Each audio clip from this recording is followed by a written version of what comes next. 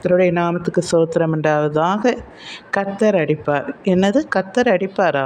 ஆமாங்க, கர்த்தர் அடிப்பார். வாசிங்க, ஏசாயா புஸ்தகத்தில் 19ஆம் அதிகாரத்தில் 23 கர்த்தர் எகிப்தியரை வாதையினால் அடிப்பார், அடித்து குணமாக்குவார். அவர்கள் கர்த்தரிடத்தில் மனம் திரும்புவார்கள். அப்பொழுது அவர்கள் விண்ணப்பத்தை கேட்டு அவர்களை குணமாக்குவார். தகப்பன் சித்தியாத புத்திரன் உண்டோ? அவர் நமக்கு தேவன் மாத்திரம் அல்லங்க, நல்ல தகப்பனும் கூட. தன் பிள்ளையை இஷ்டம் போல் போ என்று விட்டுவிடுகிற தேவன் இல்லை, கணித்து உணர்த்துகிற தேவன்.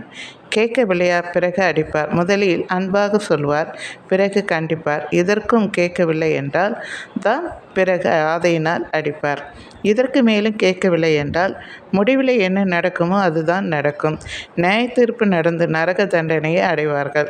செப்பனியா 1:6 கர்த்தரை விட்டு பெண் வாங்கிறவர்களையும் கர்த்தரை தேடாமல் அவரை குறித்து விசாரியாமல் இருக்கிறவர்களையும் இவ்விடத்தில் இராதபடிக்கு சங்காரம் பண்ணுவேன் என்றார். செப்பனியா 1:15 18 வரைக்கும் நீங்கள் வாசித்து பார்த்தீங்கன்னா, கர்த்தராகிய ஆண்டவருக்கு முன்பாக மௌனமாக இருங்கள், அவருடைய நாள் சமீபமாக இருக்கிறது.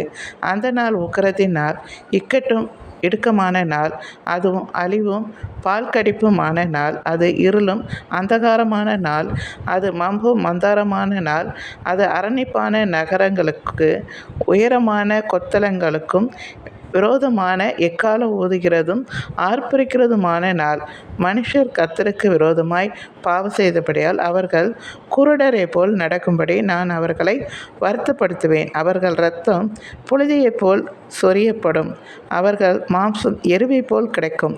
கர்த்தருடைய உக்கிரத்தின் நாளிலே அவர்கள் வெள்ளியும் அவர்கள் பொன்னும் அவர்களை தப்புவிக்க மாட்டாது. அவருடைய எரிச்சலின் அக்கினியினால் தேசமெல்லாம் அழியும். தேசத்தின் குடிகள் எல்லாம் சடிதியாய் நிர்மூலம் பண்ணுவார் என்று அங்கே சொல்லப்பட்டிருக்கிறது. சரிங்களா?